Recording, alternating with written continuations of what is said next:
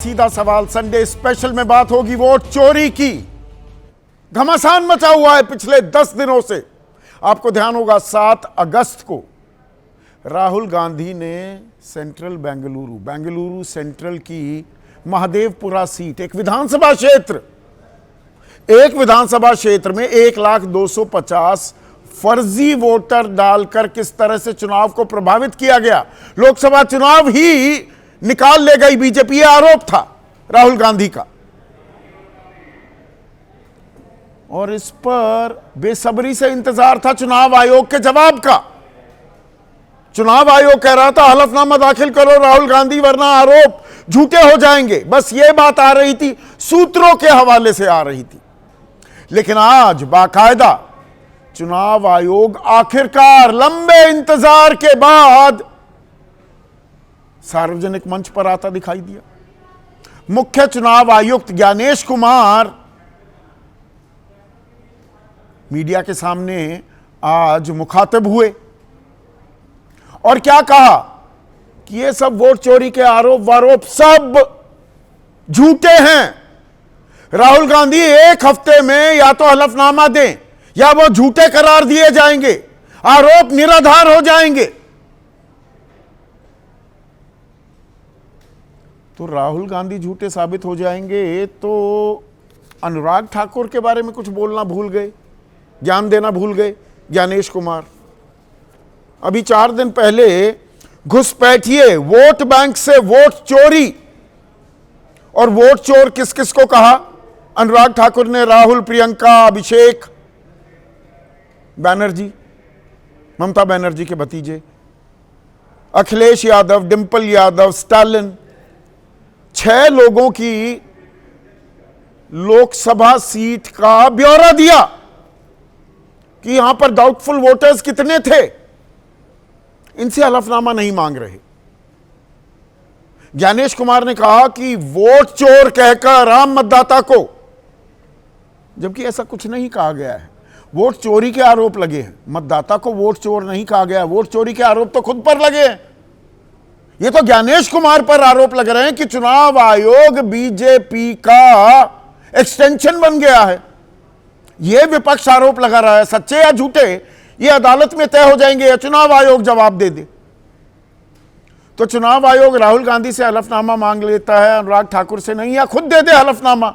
और ये 20-3-20 जिसके तहत हलफनामा दिया जा रहा है, इसमें मांगा भी जा सकता है क्या हलफनामा? ये तफसील मैं पहले दे चुका हूं, आगे मैं आपको दूंगा कार्यक्रम में।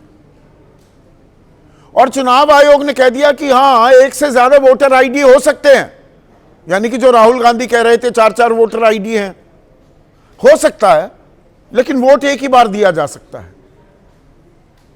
अब इसका क्या मतलब? यानी कि डुप्लीकेट बहुत सारे बने हुए हैं।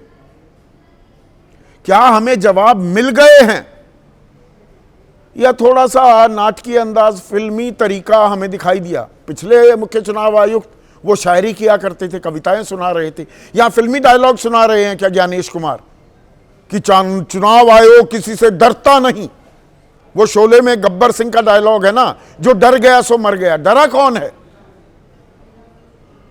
या दरअसल आप, मैं, हम सब, आम वोटर डर रहा है कि ये हो क्या रहा है और सीधे जवाब मिलेंगे क्या? आज इसी पर चर्चा करने वाला हूं।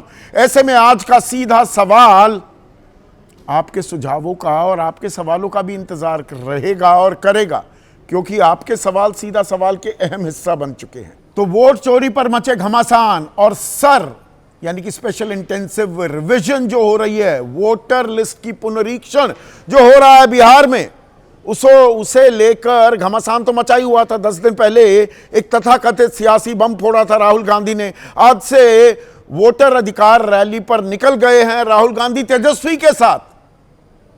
बिहार में 1 सितंबर तक 25 जिलों को कवर करते हुए ये यात्रा गुजरेगी। 183 विधानसभा सीटों पर जाने वाले हैं। उन सीटों से गुजरते हुए निकलेगी ये यात्रा। और इन सब के बीच जिस बात का लंबे समय से इंतजार था, आखिरकार वो घड़ी आज आ ही गई। चुनाव आयोग ने बाकायदा एक प्रेस कॉन्फ्रेंस की। सूत्रों के हवाले से वो पर्ची और पुड़िया थमाने के बजाय खुद मुख्य चुनाव आयुक्त ज्ञानेश कुमार सामने आए और जो सवाल विपक्ष लगातार चुनाव आयोग से पूछ रहा था उनके जवाब देते भी दिखाई दिए। अब जो जवाब किस अंदाज में दिए, पहले ये अंदाज आपके सामने पेश करता हूं। ज्ञानेश कुमार ने कहा ना कोई पक्ष ना विपक्ष, हमारे लिए सब समकक्ष, सब बराबर हैं। मतदाता को निशाना बनाकर राजनीति की जा रही है। चुनाव आयोग के कंधे पर बंदूक रखकर राजनीति की जा रही है, यानी कि राजनीति हो रही है। आरोपों में कोई सच्चाई नहीं है, तथ्यों से परे है क्या? चुनाव आयोग बिना भेदभाव हर मतदाता के साथ है और वोट चोरी जैसे शब्दों का इस्तेमाल संविधान का अपमान है। वोट चोरी, और यहां पर मतदाता का भी अपमान बताया। पर वोट चोरी कर कौन रहा है? वो तो आरोप ये लग रहे हैं कि चुनाव आयोग साझीदार हो रहा है सत्ता पक्ष यानी कि बीजेपी के साथ।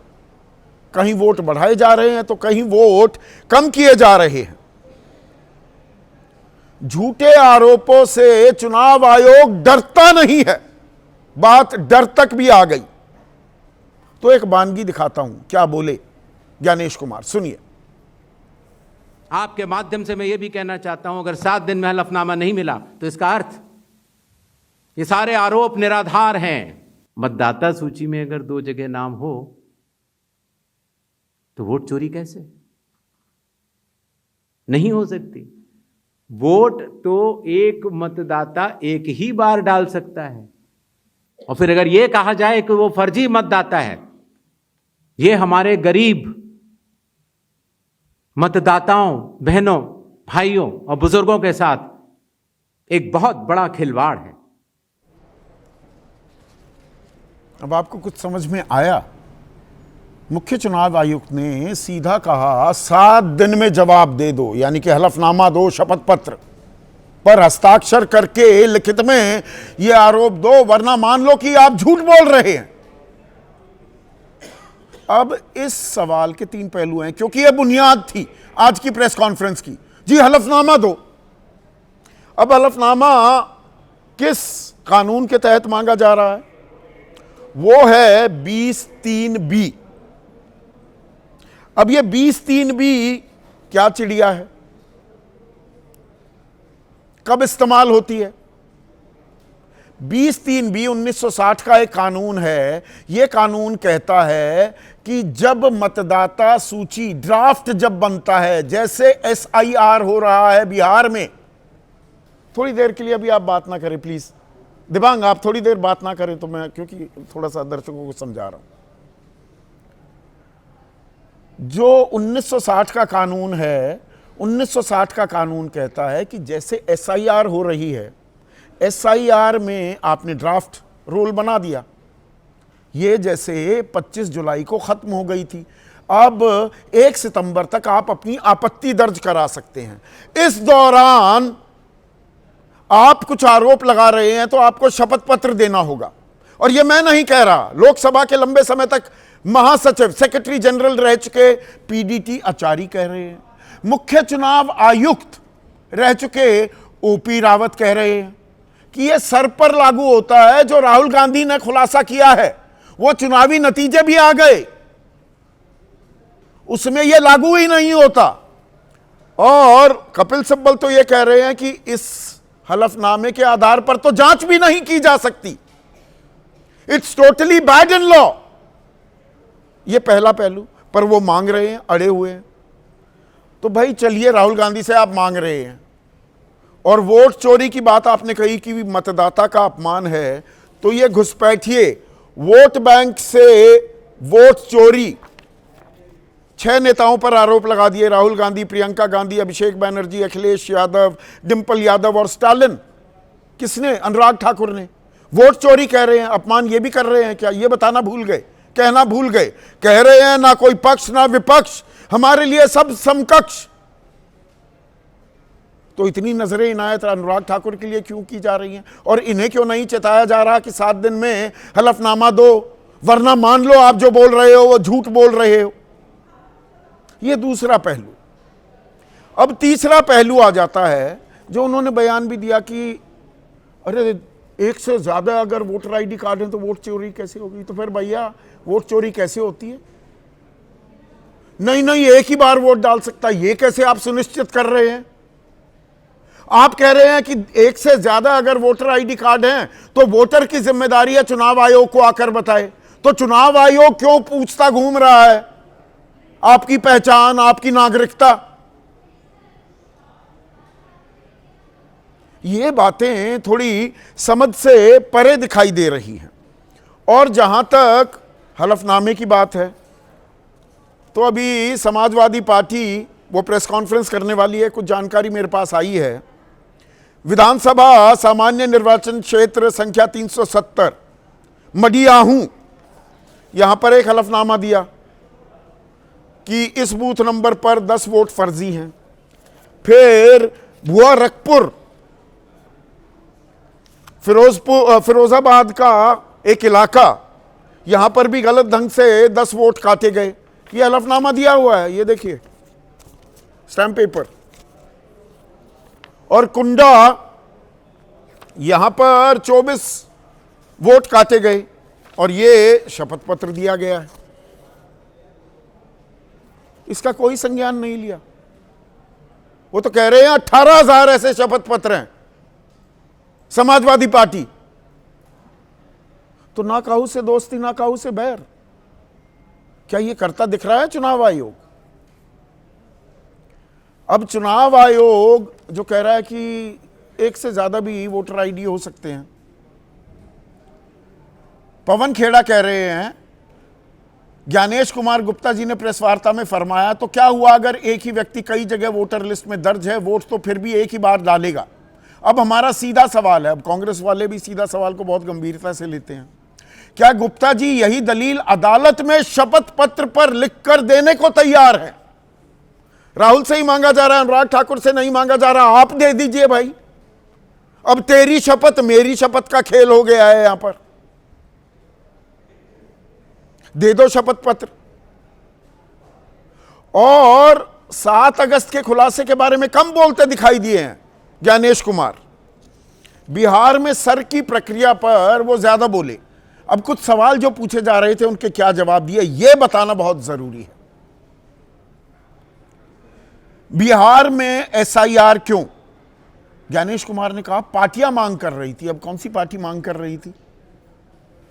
स्पेशल समरी रिवीजन तो हुई अभी 6 जनवरी को खत्म हुई थी।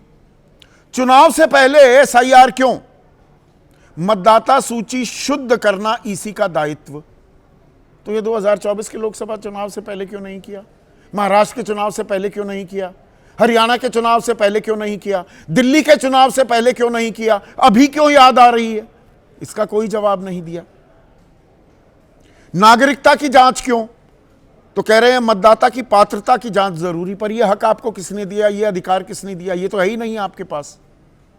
6 महीने में 22 लाख मृत कैसे? वो 65,64,000 जो लोग काटे गए हैं उनमें से 22 लाख से ज्यादा की भाई इनकी मौत हो गई। तो कह रहे हैं ये 6 महीने का नहीं, ये 20 साल का आंकड़ा है। 20 साल में 22 लाख लोग ही मरे। 2003 की जो सूची थी एसआईआर तब हुआ था, उसके बाद से 22 लाख लोगों की मौत हुई है। ये कहां का गणित? बर्थ रेट डेथ रेट की कौन सी कैलकुलेशन लेकर आए? बरसात के दौरान एसआईआर क्यों? बोले 2003 में भी ऐसा ही हुआ। अच्छा, इलेक्ट्रॉनिक वोटर लिस्ट क्यों नहीं? मतदाता की निजता का हनन हो जाएगा। अब दर्शकों इसमें खेल समझिए, दिलचस्प है। 45 दिन तक इलेक्ट्रॉनिक वोटिंग लिस्ट हो सकती है, सीसीटीवी फुटेज रखी जा सकती है, तब निजता का हनन नहीं 46वें दिन से हो जाएगा। ये कोई लक्ष्मण रेखा खींच दी है, ऐसी टाइमलाइन खींच दी है। आपकी मेरी प्राइवेसी में कोई खलल, कोई बाधा नहीं। 45 दिन तक, 46वें दिन हो जाती है। वोट चोरी हो रहे हैं कह रहे हैं, ऐसे शब्दों का इस्तेमाल संविधान का अपमान है। कौन कौन कर रहा है? सबका नाम बोलिए ना।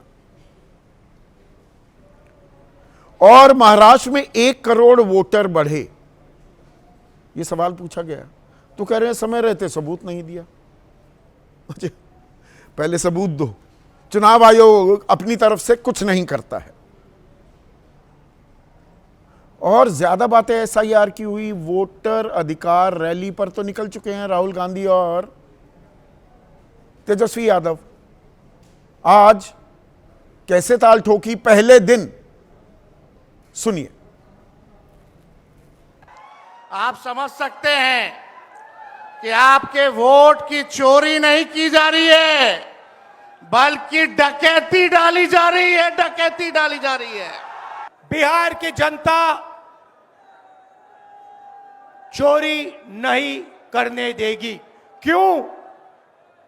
क्योंकि गरीबों के पास, कमजोर लोगों के पास सिर्फ वोट है और हम वोट चोरी नहीं करने देंगे। ऐसे में आज का सीधा सवाल, धांधली पर घमासान, घमासान तो जारी है। वोटर का कौन कर रहा अपमान? Are we being taken for granted? और वोट चोरी से इनकार, हलफनामा ही सच का आधार, तो कौन कौन हलफनामा भरेगा? ये अपने आप में सवाल हो जाता है।